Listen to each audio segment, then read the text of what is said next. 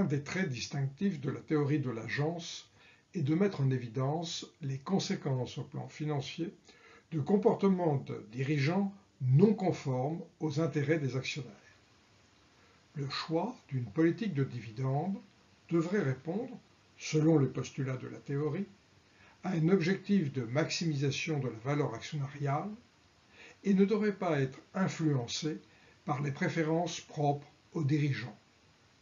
Dans leur article publié récemment dans le Journal of Corporate Finance, Eisdorfer, Giacotto et White montrent que les dirigeants d'entreprises cotées, à qui ont été attribuées des retraites chapeau importantes, sont soucieux de la liquidité future de leur entreprise, craignent une défaillance de trésorerie qui remettrait en cause le paiement de leur pension. Ils deviennent, de ce fait, plus prudents et adoptent une attitude conservatrice en matière de distribution et préfèrent rogner les dividendes. La rémunération des dirigeants peut aligner leurs intérêts sur ceux des actionnaires. C'est le cas quand ils reçoivent des actions ou des stock options.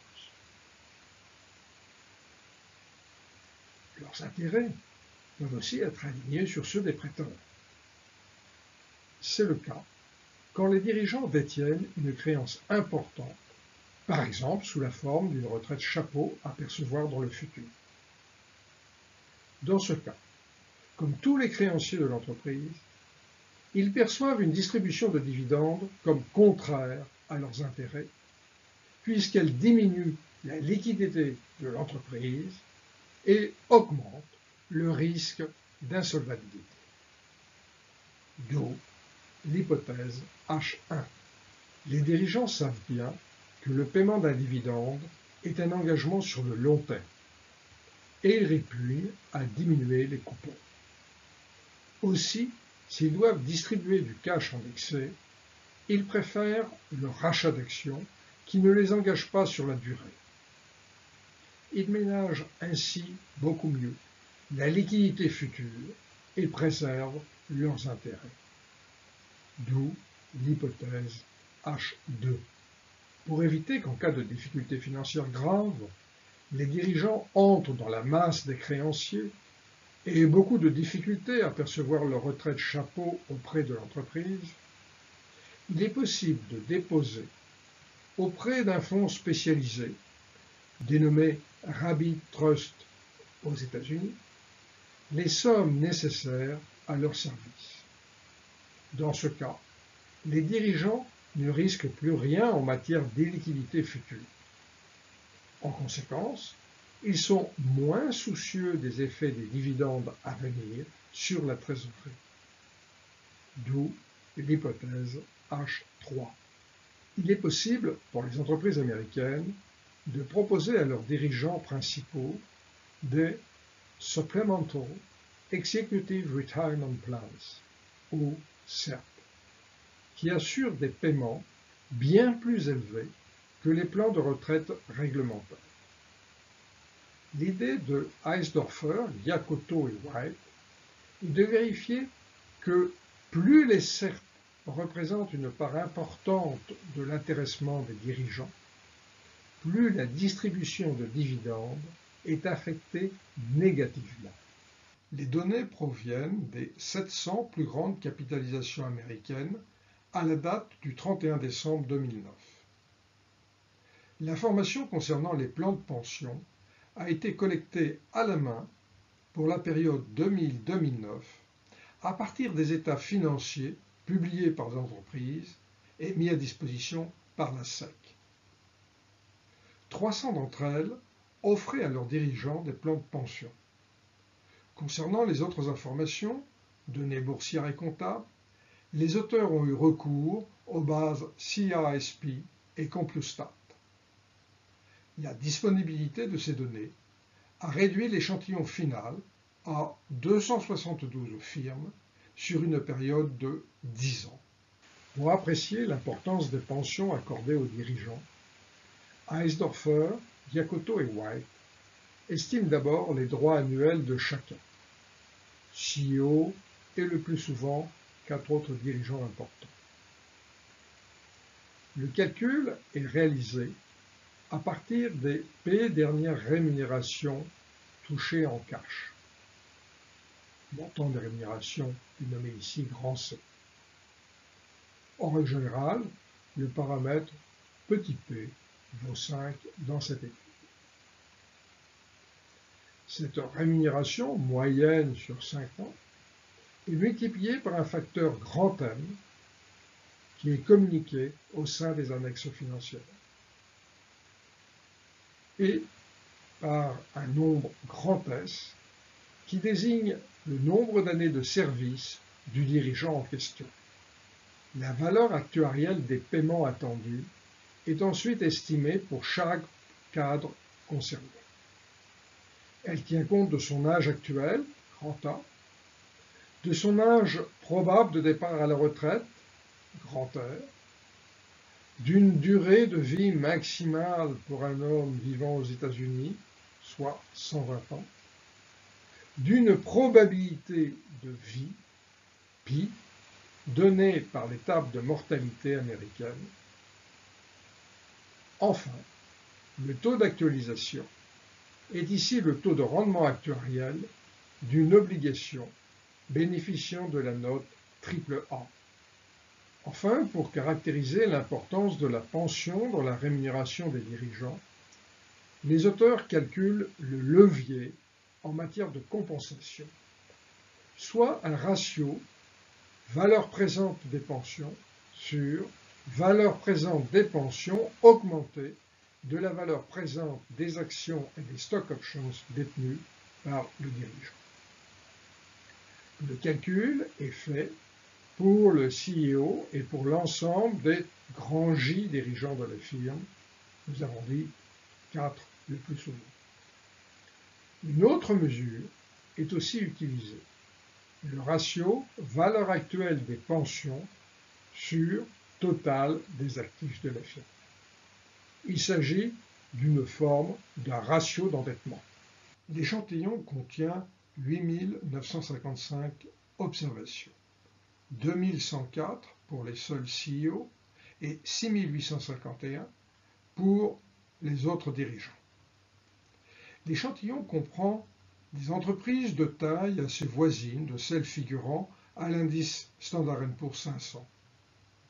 Entreprises d'un bêta proche de 1, d'une rentabilité sensiblement équivalente, mais moins en détail. Concernant la politique de dividendes, elle est plus généreuse, que ce soit en termes de taux de rendement, yield, ou de taux de distribution, payout. La variable dépendante dans les régressions estimées sont soit le rendement en dividendes, et dans ce cas la régression est de type OLS, soit le ratio de distribution bénéfice payout ratio, alors la régression est de forme Tobit.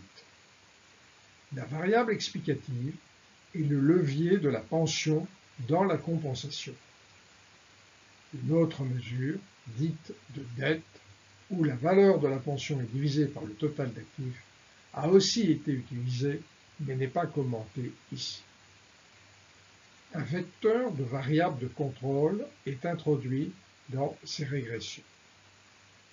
Le ratio salaire plus bonus sur actif. Le ratio stock options sur actif. Le logarithme du résultat. Une mesure de taille.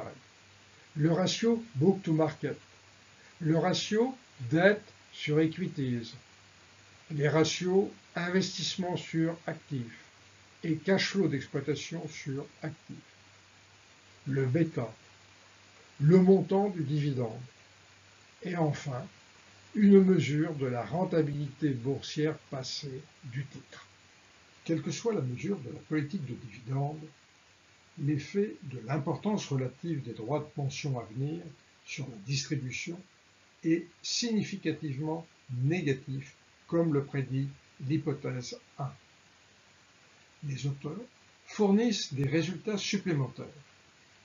Ils dupliquent les estimations en recourant dans une première étape à une estimation des variables de pension à l'aide de variables instrumentales pour traiter une endogénéité éventuelle. les résultats apparaissent robustes. Pour tester l'hypothèse 2, Eisdorfer, Giacotto et White changent de variable dépendante et construisent l'indicateur suivant: dividende moins rachat net divisé par le total actif.